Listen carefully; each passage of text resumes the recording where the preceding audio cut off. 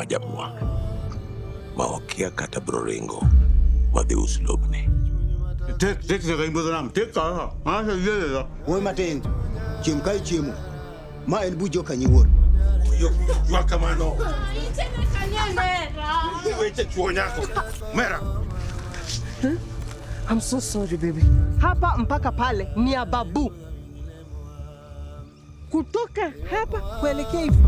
Hapo tumenunua na okero na pesa yetu. Yeye ndio alifanya bwana yake akajinyonga. Nilikuwa nampatia stress juu yako na kazi. He had to represent the church where your husband died. We mama, toka hapo endo katafutia harusi ukacheke huko. Dako maungi gitiende katache. Kabila marach kabisa. Opano nyalo iko wadwa oko mondo ringi mwandwa. Togbeti bare. Toka nyumba yangu wewe mwanaume. Malofonwa. Why have you forsaken me? Mwathani. Nikioreda guteti. Kaitakire mwana wako ni. Winjruok mane mikele lopwage mwandwa. Okapar semeji. Nako aika. Ililo wanga. De kabisa.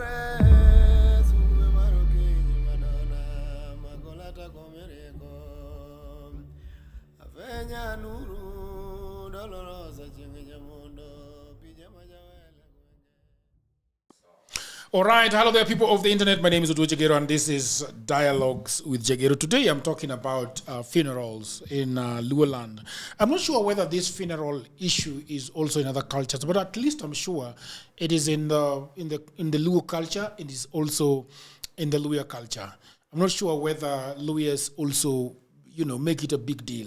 When a Kikuyu dies, kidogo unasikia tu watu wanakutana town, it is on a Wednesday, unasikia tunakutana town on Thursday, Friday tunakutana on Saturday, okay? And then there is a time I went to a Kikuyu burial, nilipigwa na njaa. We figured there around 12. Mm-hmm. And the ceremony was going on. And there was nothing. There was no smoke in that compound. Yeah. There were no people running. There were no white tents. There was nothing. So when I realized that oh shit, there is no food coming along, is I saw people actually eating cakes in their cars and sodas. Uh-huh. Like they brought them in their boot from town. And I realized, okay, I'm gonna be here for a long time without any food. That does not happen in Luoland. If there is a funeral in Luoland, we put the body in the mortuary for about 3 to 4 weeks, sometimes even 2 months. Yes, waiting for people coming from Atlanta, diaspora, Georgia, to come so that we can party, and then we are gonna have a very long WhatsApp where people are going to be contributing. So somebody might have died of typhoid that could have cost 20 shillings or 200 or 2,000 shilling. But now, when they were alive, there was nobody who cared. Mm-hmm. The moment they die, we have a WhatsApp message, and the budget for the funeral is 850,000. Sure. And people have to contribute that. This gentleman is very interested in Luo culture, especially the culture around funerals. His name is William Okumu. How are you doing? I'm fine, thank you, Jagero. It's good to be here. Yes. We've been talking, and finally I'm here. Yeah, we've been talking a lot about the issue of making your film, which I have seen the trailer and I'm very excited about it. Thank you. We are going to talk about your film, but for now, I just want to talk about our stories. Yes. Of funerals. I remember when my mother died. I don't think we had any animals. We had maybe some few, I don't know how many, maybe one sheep, 2. Mm-hmm. And they were slaughtered during, my mother died at a time when we were very broke as a family. These days we would rather not say poor. We're very broke as a family, extremely broke as a family. And one of the things I remember is that when my mother was dying, my brother had actually, we did not have money to take her to the hospital. And she was bedridden at home for a very long time. Okay.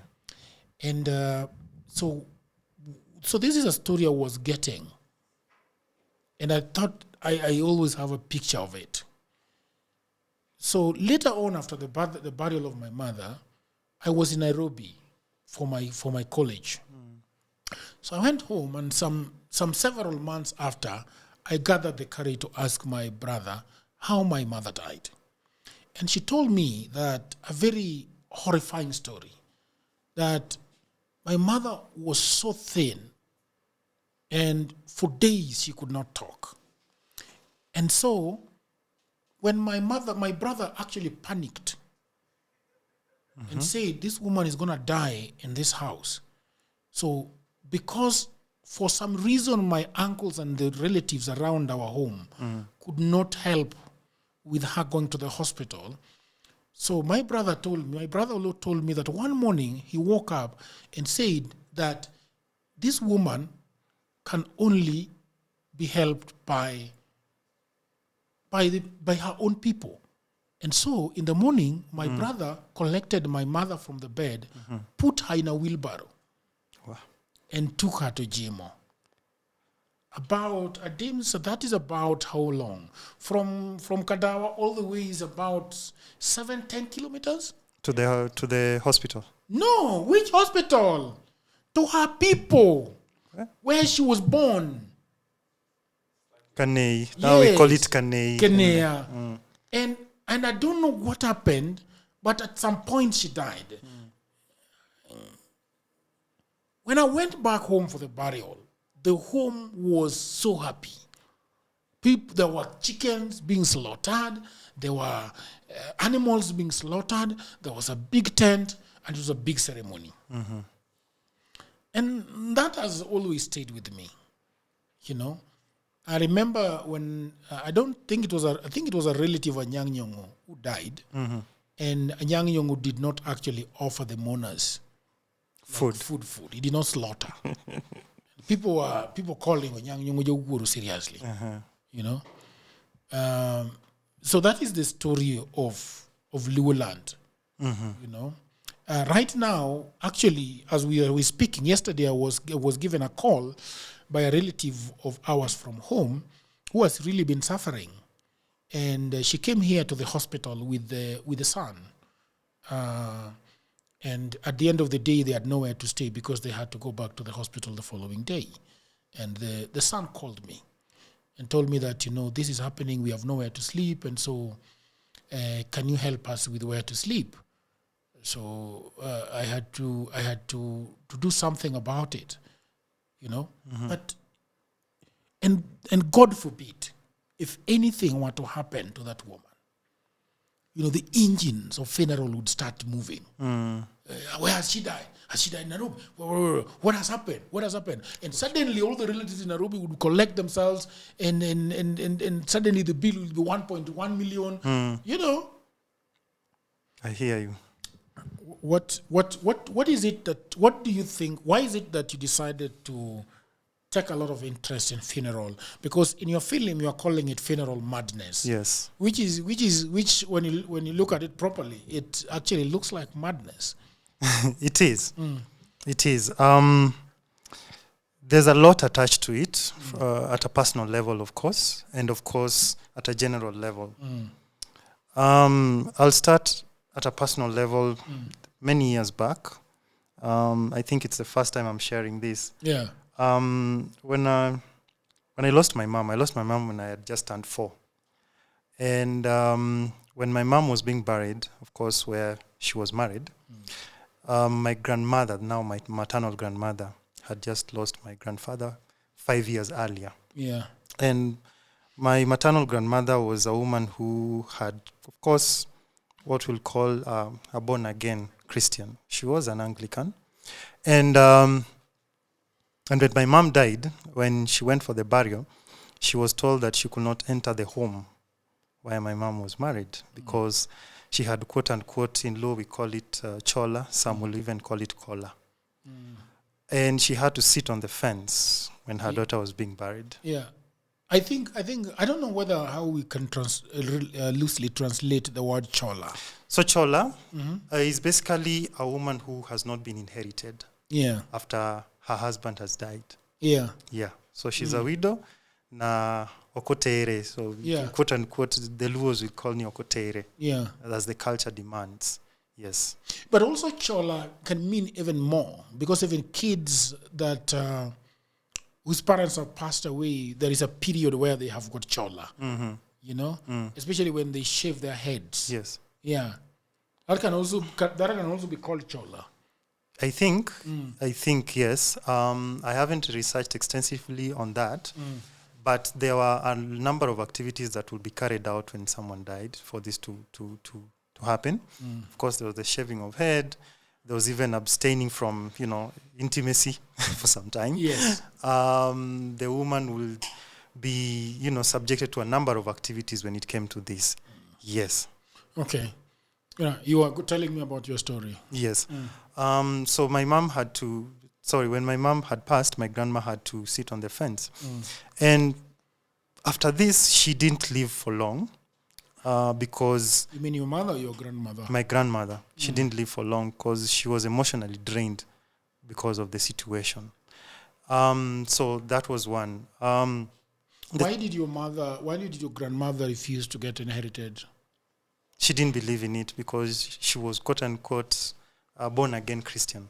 She was a staunch Anglican. So she didn't want to be inherited. And of course, she had grown in a how do you call it? She had come from a family that was well off, so she was not really into deep tradition, and she didn't believe in inheritance. They lived with my grandfather in the town, so even when they built their home in the town, that is in Kisumu. Yes. Okay. You told me another interesting story where, I was telling you before we had the podcast that down in the village, I sort of what do I call it? The elders don't like me much because of the things that I have done. When my mother and my father died before I was able to build a house, and so. My father's house remained Gonda, so to speak. A backyard where and our eldest, our son, our brother, the firstborn, had actually erected his own home. So essentially, the Luo culture meant that I needed to. If you are a man, then you have to build a house. On your father's land. Yes. I was telling you that when my brother obviously left and erected his own home. So as a son, you are expected to be buried. You're expected to erect your own home in your father's compound. Yes. As a Luo. Yes. If you are not able to do that, then the next thing you have to do is to either go erect a home in your uncle, the brother to your brother's home compound, or in your brother's compound. Elder brother. Yes. So I did not do any of that. And those elders have not been very happy with me. As a matter of fact, they don't come so much to my place. How did that affect you yourself? Because you told me a story that sounds the same. Now this happened when my dad passed. So my dad was, there were 3 sons. There was the eldest, then there was my dad, and then there was the younger son. May their soul rest in peace. So when my younger uncle passed, he didn't leave a son. So my dad was still in my grandfather's home, and he had taken time, to build his home. So when it was time for him to build his home, quote unquote Goyodala, he did extend his boundary, which means that within my grandfather's home, he built his, but he extended the fence and put his gate. And it was unfortunate that he passed before he completed his house. And at that point, we were conflicted as children, especially the sons. And the question was, when are we supposed to build, the Simba? And at that point, there was a division. There are people who say that we should build before my dad is buried. Then there are people who are against the, building before even building the Simba itself. And it was so bad to a point that there was a meeting that, if we did build, then we'll face, the quote unquote death. It will come with. So how did the whole thing happen? Were you guys called into a meeting and asked that this is what has to happen? Yes. How did it happen? There was a meeting, and of course there were a number of meetings regarding the issue. That should we build or should we not build? Of course, now this was very conflicted to my elder brother. I'm the youngest, of course. We are 3 sons, and he didn't know how to go about it. So, of course, the clan was called, and it reached a point where now the Jodongo was called, and they came home and they sat. And I remember them saying that we had no, because my dad had not built his home, quote unquote Godala, because he had not moved out of my grandfather's home. But going back, I remember even when my dad was building, he had sat down with us and said that that when someone is building his home, you build home to create space for your younger siblings. And at that time, there was nobody who he was moving out for. So he decided... Essentially, he was now the last born. He was de facto last born. Because that also happened to my brother, because the person that is now our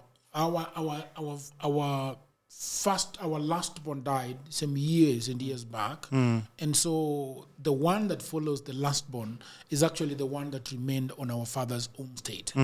And actually, he also gave me part of that land. He gave me just a slice, maybe 1/36th. Because I just needed a little bit. Yeah, he gave me very little land. I think 1/8. No, it's not. It's smaller than 1/8. That is now your grandfather's home or your dad's home? No, my dad's home. Your dad's home, okay. So the shamba that where I built is next to my father's place. Okay. So because it was a bit smaller, my brother decided to cut me a little bit of our father's homestead. Yeah. Okay. Interesting. Go ahead. Interesting. And there were a number of meetings before the burial, and even that had delayed the burial for some time because we were trying to find a solution before the body was being brought for the burial. So the body, were you guys supposed to build before the burial? Because why was the burial being delayed? The burial was being delayed because my dad had unfortunately not completed his house. Okay. At this time, not that he didn't have a house; he had a house, but now we'll call it. The Luos call it Oloko. Yes, Oloko. Oloko Ot. Yeah. Because that is. So the Luos believe that.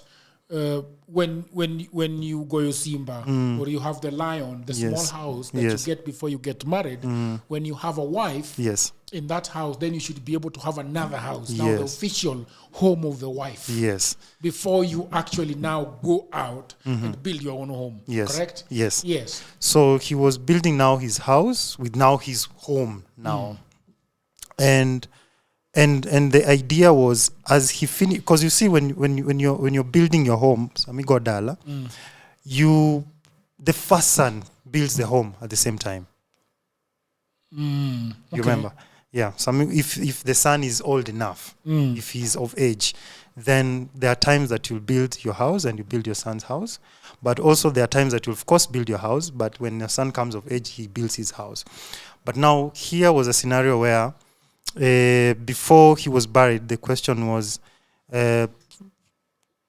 he has not finished his house. We needed to finish his house, and now my elder bro also had to build his house before, because the bone of contention was that if the house is done and then my brother builds later, then they will see the home as my brother's home, not my dad's home. Say that again. they would see the home will be viewed as Can my you brother. explain? Just go a little bit back, because I don't understand that concept of the house being viewed as your brother's home, The home. rather than your father's home, right? Yeah. Yeah. So what if what didn't happen, then it would be viewed as your brother's home. When you build your home, there are certain rights or activities that you'll practice. Of course, being intimate was one of them. And this was a situation where, if, for example, if your dad has passed, Yes. and you build your house, your Simba, you get married, and now you get intimate with your wife, then that will be considered as your brother's Yes. home. And even there's something called Ningatongano Momoko Match. Yes. Mokuongo. You know, I don't know, you'll help me translate that. You'll help me translate that.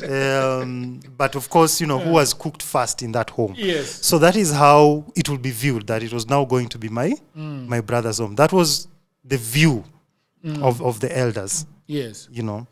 But there are also people who are also elderly from the clan who are, okay, fine, there is that. But now here's a situation that this has happened. How do we save the next generation? Because remember, there has to be continuity. You know, do you delink this generation from where they have come from? Yes. You know, so that was why the burial took some time, and that was the bone of contention here. Yes. Okay, and then how then do you guys solve these issues? Because the elders are saying that you guys cannot build here. Were they opposed to the finishing of the house? No, they were not They opposed were to not that. opposed to the finishing of the house. But they were saying that you guys will not have to build here. Yes. So what was the proposal for you guys to do? What did they propose? The proposal was we were not even given a proposal. It was just ended that we can't build. So then what, because my issue then with culture is that sometimes culture is not giving you a solution to what has happened. Yes. Which I think it should. Even I do not think that Luo culture should be able to give you an ultimatum and not give you a solution to it. Because this is your father. This is where your father had built, was your grandfather's homestead. So the bone of contention here was that your father was the extension, the problem, or the mere building on the homestead. The extension was not the problem. The problem was that he had not moved out of the home. Of the home. Yes. They had, even with the extension, for them, they had viewed it that he had not moved outside the home. But is that really the Luo culture? Because I think there was an error in the way the whole thing was playing out. The Luo culture states that the homestead belongs to the lastborn. Yes. And it is not just the lastborn. It is the lastborn that is alive. Correct? Yes. So, if there is a lastborn here, and there is another boy here, if this one dies, then the lastborn immediately becomes this one. Therefore, the homestead of the lastborn would be taken by this gentleman. Yes. And he's not obligated to leave and come back. That was actually why my dad decided to do that. Yes. So it was within the cultural law.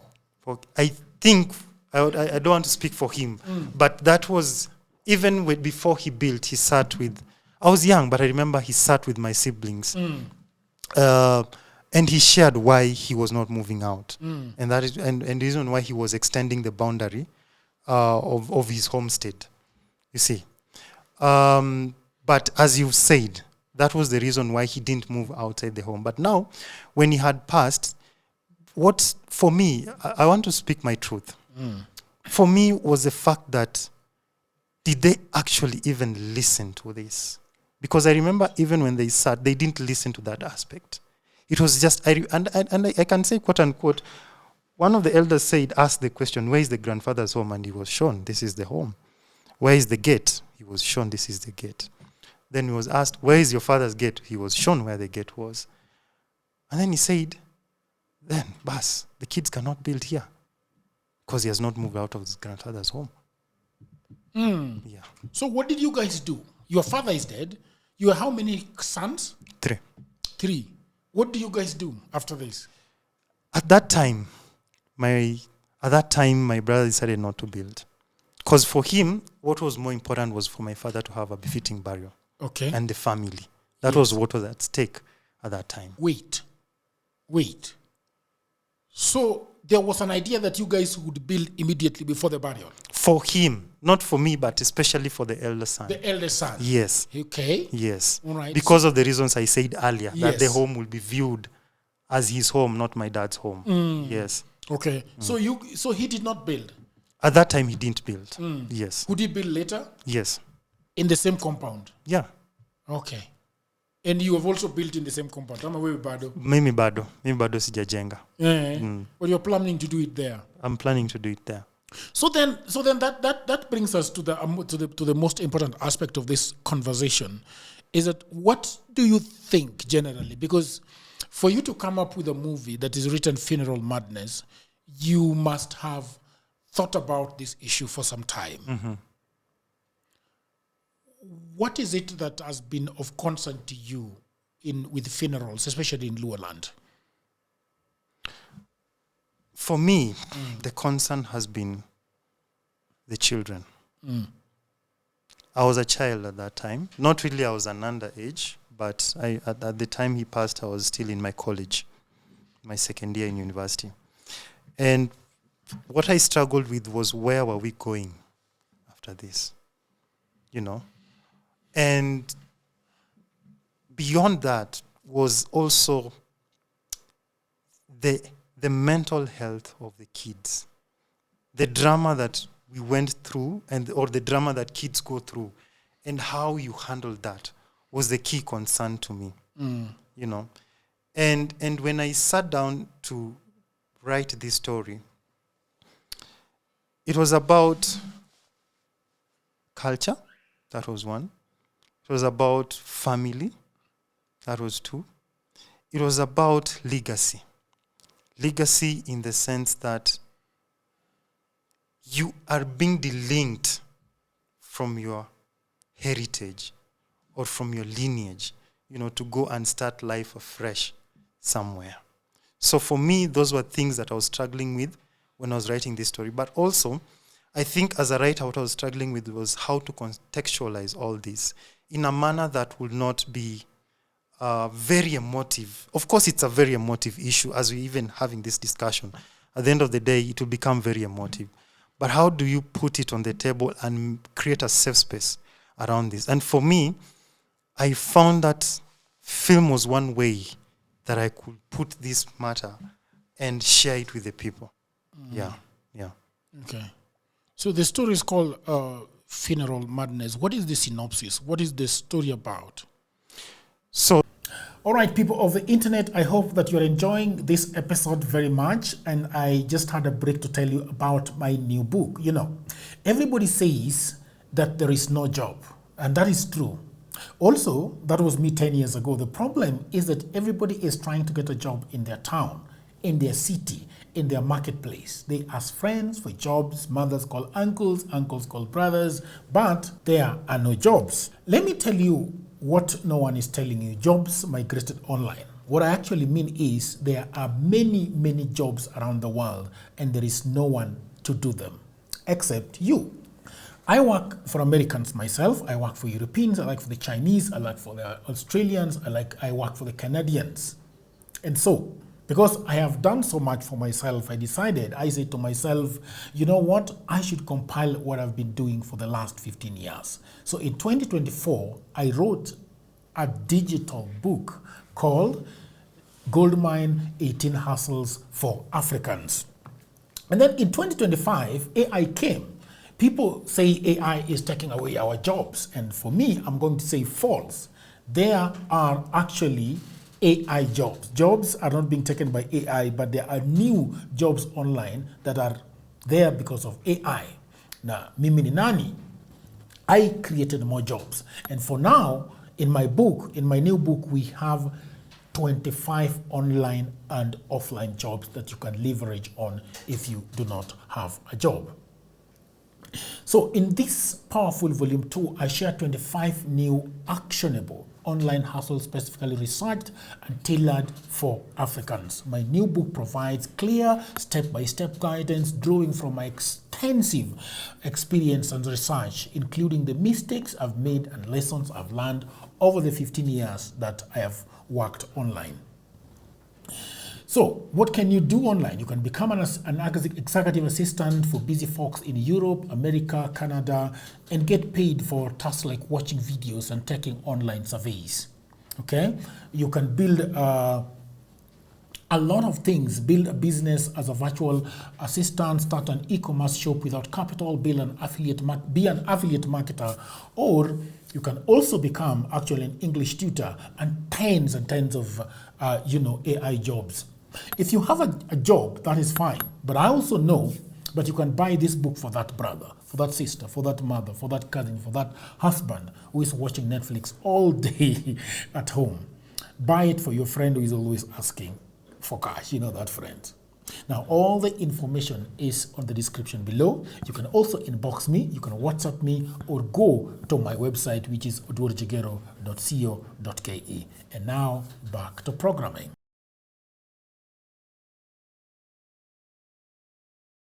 So the story is about a woman who suddenly loses her husband through suicide. She is married to a very conservative family. And when the husband dies, they have lived all their lives in the town. You know, they have not really gone much into the rural village. And when the husband dies, she wishes to fulfill the man's wishes of burying him in the city. But the brother, the surviving brother, who is now the brother-in-law to the wife is called Loretta. In the story, the brother-in-law is called Joey. So Loretta wants to bury the husband in the city, but the brother-in-law feels like the man should be returned back to the village. Sounds like the story of Nyalgunga. Yes. The story is FMOT now. Yes. Listen to that. Yes, there's that story. So, how do they navigate through this? That is the question. And remember, in this story, there are children, a 16-year-old girl and an 8-year-old boy. And for the girl, she's now knowledgeable, like she kind of understands what's happening. But for the son, he's really struggling with what is happening. You know, he doesn't really get what is happening. And I want to go back to something very interesting, and I think this really provoked me. I remember when elders were having this meeting when my dad died, my mother was not invited in that meeting. My stepmom. Because I told you my mom passed when I was 4, so I grew up with my stepmom. And I remember she really fought, and even came and asked. She was in pain actually, as a woman, and she asked the elders that, you come to my home, you sit in my home, and you can't even invite me in a meeting. You know, and in that film, if you look at the trailer, there's a point where a young boy is being carried to a meeting. So they would rather listen to the young man and not even listen to the adults in the home. They are carrying him to a meeting. Yes. There's a point if you watch that trailer where... Yes, I saw it, but it does not... Well, the trailer does not... Yes. Yeah. It's a hook. Where now it's about looking for the son, because you watch your name, war is zero. The look say that war is zero. And they drag the young man to the meeting because they want to hear his opinion. I don't know even if his opinion matters. We'll find out in the film. And they don't even want to hear what Loretta says. Yeah. You know. And this really provoked me because this is a woman who is trying to fight for her family, you know. And she's not even being given space or room to talk about what she feels, how she feels, and what she thinks, you know. So those were some of the things that really provoked me when I was writing this story of funeral madness. Yes. Yes, so the story is of the guy wants the brother to be buried back at home. Back at home. That is one. That is one. The second thing was the inheritance. That this lady was not from their culture and she cannot be trusted with the property of the brother. So as you said that like your brother had given you a portion of was it your dad's or your grandfather? My dad's. Of your dad's.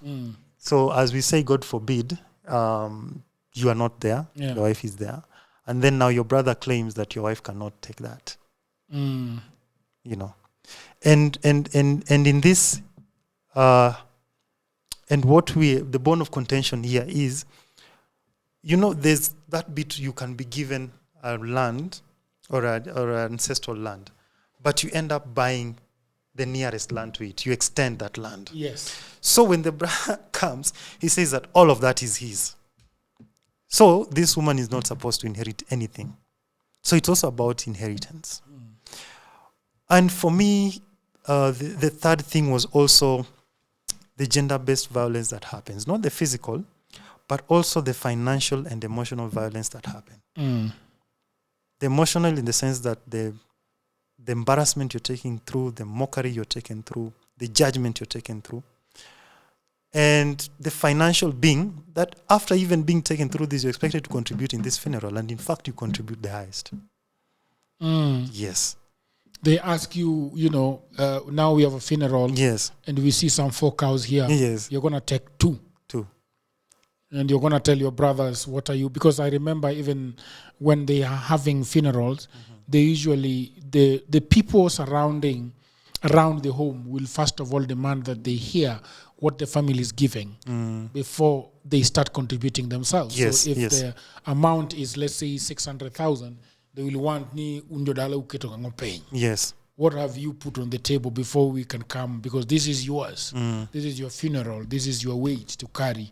We can only help you carry this weight. So how much have you guys put on the table? True.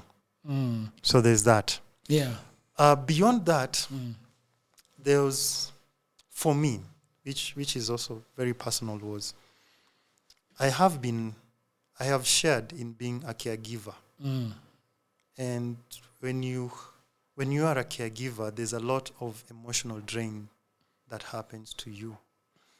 And many a times in funeral, people think that people who have invested financially are the people who have had or are the people who have experienced great pain in funeral. And most of the time, caregivers are always forgotten. And nobody talks about their health.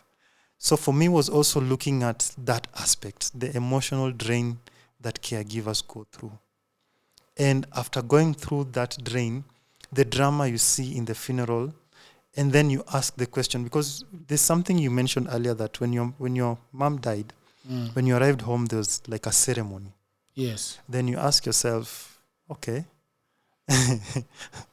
where were all these people when you needed that support? So these were things that really triggered me as I was doing this story. Because personally, I had been emotionally drained. I was emotionally drained. And for me, I think writing became a therapy at that point. Yeah. Tell me about the making of this story. What is the setting of this story? How did you bring the actors on board? Who are some of the actors that are acting this movie? So the start point of this story was, first, when I lost my stepmom, I think it was, I went through, not that I think, I went through depression. I even lost a lot of weight. This is not my body as you see me. When did you lose your mother, your stepmother? That was in 2021. Okay. I lost her in 2021. And when this happened, I was trying to figure out how to come back or how to, take good care of myself. And this was what I knew how to do, the writing and creation. And I remember sitting down with a friend, having a conversation about it. Then he told me, but you are a writer. why don't you share your story? But I think also what I was struggling with was was I even ready to share this story? And when I began creating this story, I didn't really delve into my personal story per se, but I also wanted to write a story that was relatable to a lot of people, the things they go through.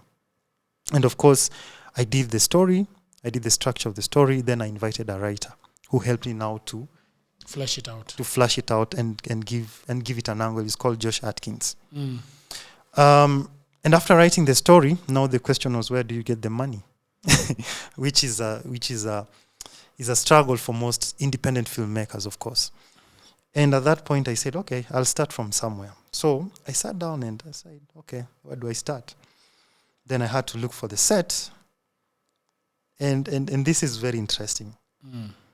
When my father was almost passing, he knew that I was a love of art, and he was very supportive of my art. And during his last moments, one morning, he asked me if I was still doing art, and I told him, I gave him a very weak answer. It was a very weak yes, but he told me, don't stop. Then I sat down and said, okay, what I have access to is where I live, my village. Then I said, okay, can I shoot it in my village? I said, okay, I have a set. I'm going to shoot it in my village. Then in your father's homestead? In my father's homestead. Then I went and shot it there. Then I looked for the actors. The casting was very intentional. I took about 6 months to do casting because I was looking for the right actors and actors who had depth in the sense that they were able to identify with the story and also be able to, let me use your term, flush out the characters to the audience and make the audience be in their shoe. Because at the end of the day, people will always, a good number will take sides, And when I started fundraising, and I must say that I'm grateful to my family, they were very, very supportive of this, in kind and financially.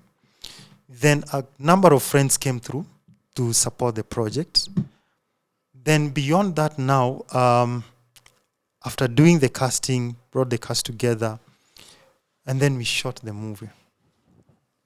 After shooting the movie, now it was time to now screen it, which we are now doing in Nairobi. Yeah. Come 4th October next month. Yes. Okay. Well, so what are the details for the screening? The pricing, the venue, the time? The venue of this film will be Diamond Anga Cinema. Okay. Is in Parklands. The pricing of it is 1,500 per ticket. That is for early birds and 2,000 for advance.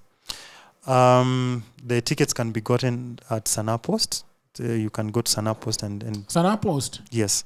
They sell tickets? Yes. They do ticketing. From when? I think from last year. Really? Yes. I knew that Sana Post is a place where you go and put your acting CV. You can. They have that page, but they're also now into ticketing. Okay. Because Sana Post talents. Yes. Tickets at Sana Post. Yes. Oh, okay. Yeah. Interesting. So you can get your tickets at Sana Post. That is tickets at tickets.sanapost. Yes. Oh, I see. There we go. Oh, they have tickets actually. Yeah. Ah, okay. I don't see the one. The Funeral Madness is right there. Yeah. Okay. Yeah. Very, very interesting. Yeah, so you can get your tickets at Sana Post. The screening will be from 7 p.m. I see. Okay. 7 p.m. It will be from 7 p.m. Yeah. I like the poster. Thank you. You'll give us the poster so that we can put it up, right? Thank you. So that is Anga Diamond Plaza, Diamond Cinema, Diamond Plaza, Pramuk Swami Avenue, Nairobi, Kenya. Yeah. Okay. It will be a red carpet event, of course. What does that mean? I don't know what a red carpet event is. Like real red carpet. People like red carpet in premieres because they come up with their best wear. Oh, that's what you mean by red carpet. Like by red come carpet. with your best wear. Yes, come with your best wear. Oh, okay. Yes. Yeah. Bwana, thank you very much. I wish you the best with this film. Thank you. I saw the trailer and I really, really loved it. You give us the opportunity to do you give us the permission to screen the trailer? Yes. And where else can people see the trailer? Is it on YouTube? Yes, it's on YouTube. You can go to Boran Imaging. Boran Imaging. Yes, That is your company. That is my company. That is my YouTube channel. The production house was, because I have Boran and I have Laser Arts. So you can go to Laser Arts on Facebook. You can also go to Laser Arts at Laser Arts on Instagram. Okay. And find it there. The trailer is there. And also on TikTok. You can also find it there. Okay. Some of the actors that have been featured in the film is Michael Olwach. And there's also Beatrice Mwai. There's Colleen Amelia. And there's a young boy called Barak Ondu. The one that is being carried out. The one that is being carried out. And the guy that looks like a Legion Maria that is eating so much. That is now Josh Atkins. He was actually the guy who now did the writing of the script. Oh, is that so? Where does he live? He lives in Kisumu, but he frequents Nairobi also. I like the character. Really. Yes. I like it very much. And then Howie, my friend. Howie is also in the film. Susan Howie is also in the film. Okay. And of course, I was the director of the film. I did the story and also the director and also the executive producer of the film. Beautiful. Yes. Thank you very much. I wish you the best. Thank you. Thank you very much, people of the internet, for listening in to this beautiful story of Funeral Madness. Please consider subscribing. Hit on that notification bell so that whenever we have a movie, we have... Here, I'm talking about movies now instead of talking about podcasts because we've been talking about a movie. Whenever we have an episode, you can enjoy them. Until another episode, bye for now. Thank you. Thank you.